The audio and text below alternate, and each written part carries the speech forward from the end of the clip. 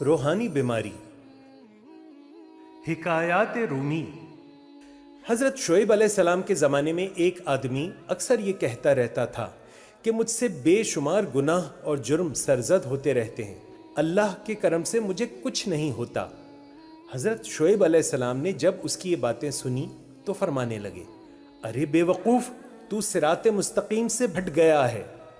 تیری مثال اس سیاہ دیگ کی سی ہے جس پر اسی کا رنگ چڑھتا رہتا ہے۔ اسی طرح تیرے اعمال بد نے تیری روح کی پیشانی بے نور کر دی ہے۔ تیرے قلب پر زنگ کی اتنی تہیں چڑھ گئی ہیں کہ تجھے خدا کے بھید دکھائی نہیں دیتے۔ جو بد نصیب گناہ میں آلودہ ہو اور اوپر سے اس پر اصرار کرے تو اس کی عقل پر خاک پڑ جاتی ہے، اسے کبھی توبہ کی توفیق نہیں ہوتی، یہاں تک کہ اسے گناہ کے کاموں میں لذت ملنے لگتی ہے۔ وہ شخص گمراہ اور بے دین ہو جاتا ہے، اس میں حیا اور ندامت کا احساس ہی باقی نہیں رہتا۔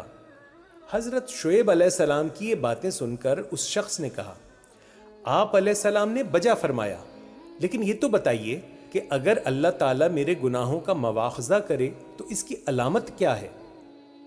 بارگاہ خداوندی سے ارشاد ہوا، میں ستار العیوب ہوں۔ البتہ اس کی گرفت کی ایک واضح علامت یہ ہے کہ یہ نماز روزے کی پابندی کرتا ہے، زکوٰۃ بھی ادا کرتا ہے، لمبی لمبی دعائیں بھی مانگتا ہے اور نیک عمل بھی دکھاوے کے لیے کرتا ہے، لیکن اس کی روح کو ان عبادتوں اور نیکیوں سے ذرہ برابر بھی لذت نہیں ملتی۔ ظاہر میں اس کی عبادت اور نیکیاں خشوع و خضوع سے لبریز ہیں، لیکن باطن میں پاک نہیں۔ اس کو کسی عبادت میں بھی روحانی سکون حاصل نہیں ہوتا۔ اس کی مثال ایسی ہے جیسے درخت میں اخروٹ تو ان گنت لگے ہوں مگر ان میں مغز نہ ہو۔ عبادت اور نیکیوں کا پھل پانے کے لیے ذوق درکار ہے۔ جب اس شخص کو اپنے باطن کا پتہ چلا اور اپنی روحانی بیماری معلوم ہوئی تو وہ بہت حیران اور پریشان ہوا۔ درس حیات: انسان اس خوش فہمی میں نہ رہے کہ اس کی بد عملی اور غلط کاری پر اس کی گرفت نہیں ہوتی۔ گرفت کا انداز مختلف قسم کا ہوتا ہے۔